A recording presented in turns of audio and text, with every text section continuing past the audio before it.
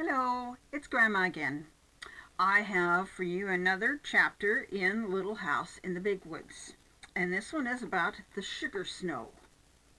I told you about this the other day. It's a special snow that's at the end of the winter. For days the sun shone and the weather was warm. There was no frost in the windows in the mornings. All day the icicles fell one by one from the eaves with soft smashing and crackling sounds into the snowbanks beneath. The trees shook their wet, black branches, and chunks of snow fell down. When Laura and Mary pressed their noses against the cold window pane, they could see the drip of water from the eaves and the bare branches of the trees. The snow did not glitter. It looked soft and tired. Under the trees it was pitted where the chunks of snow had fallen, and the banks beside the path were shrinking and settling. Then one day Laura saw a patch of bare ground in the yard. All day it grew bigger, and before night the whole yard was bare mud. Only the icy path was left, and the snowbanks along the path and the fence and beside the woodpile. "Can't I go out and play, Ma?" Laura asked, and Ma said, "May, Laura." "May I go out and play?" she asked. "You may tomorrow," Ma promised. That night Laura woke up shivering. The bed covers felt thin and her nose was icy cold. Ma was tucking another quilt over her. "Snuggle close to Mary," Ma said, "and you'll get warm." In the morning the house was warm from the stove, but when Laura looked out the window she saw the ground was covered with soft, thick snow. All along the branches of the trees the snow had piled like feathers, and it lay in mounds along the top of the rail fence and stood up in great white balls on top of the great gateposts. Pa came in, shaking the soft snow from his shoulders and stamping it on his boots. "It's a sugar snow," he said. Laura put her tongue out quickly to a little bit of the white snow that lay in a fold of his sleeve. It was nothing but wet on her tongue, like any snow. She was glad nobody had seen her taste it. "Why is it a sugar snow, Pa?" she asked him, but he said he didn't have time to explain now. He must hurry away. He was going to Grandpa's. Now Grandpa lived far away in the big woods, where the trees were closer together and larger. Laura stood at the window and watched Pa, big and swift and strong, walking away in the snow.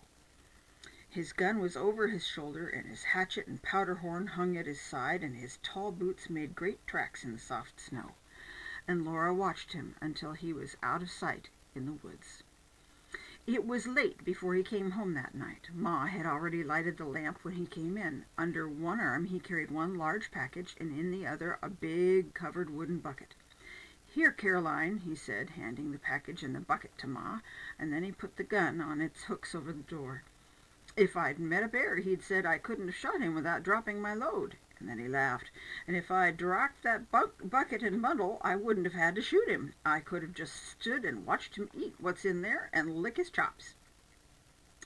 Ma unwrapped the package, and there were two hard brown cakes as large as a milk pan. She uncovered the bucket, and it was full of dark brown syrup. "Here, Laura and Mary," Pa said, and he gave them each a little round package out of his pocket. They took off the paper wrappings, and each had a hard little brown cake with beautifully crinkled edges. "Bite it," said Pa, and his blue eyes twinkled. Each bit off one little crinkle, and it was sweet. It crumbled in their mouths. It was even better than Christmas candy. "It's maple sugar," said Pa. Supper was ready, and Laura and Mary laid their little maple sugar cakes beside their plates while they ate maple syrup on their bread. After supper, Pa took them on his knees as he sat before the fire, and he told them about his day at Grandpa's and the sugar snow.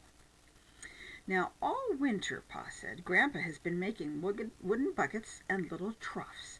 He made them out of cedar and white ash, for those woods won't give a bad taste to the maple syrup. To make the troughs, he split out two little sticks as long as my hand and as big as my two fingers. Then near one end, Grandpa cut the stick half through and split half off. This left him a big flat stick and a square piece at one end.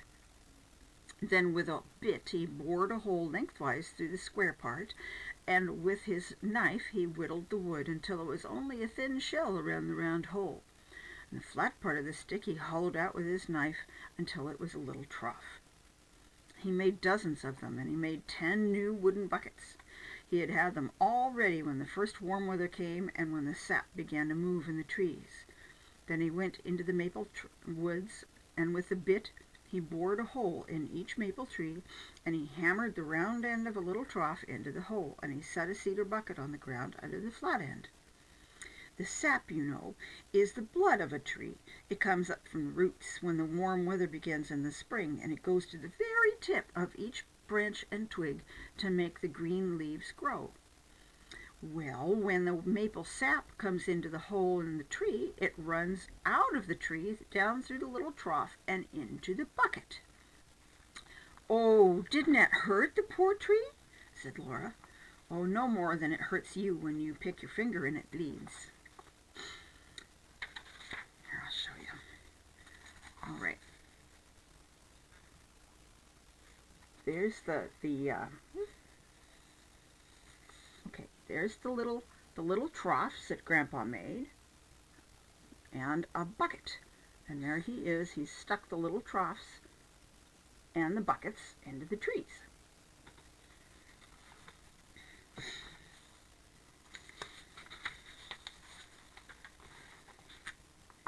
Every day Grandpa puts on his boots and his warm coat and his fur cap, and he goes out into the snowy woods and gathers the sap. With a barrel on a sled, he drives from tree to tree and empties the sap from buckets into the barrel.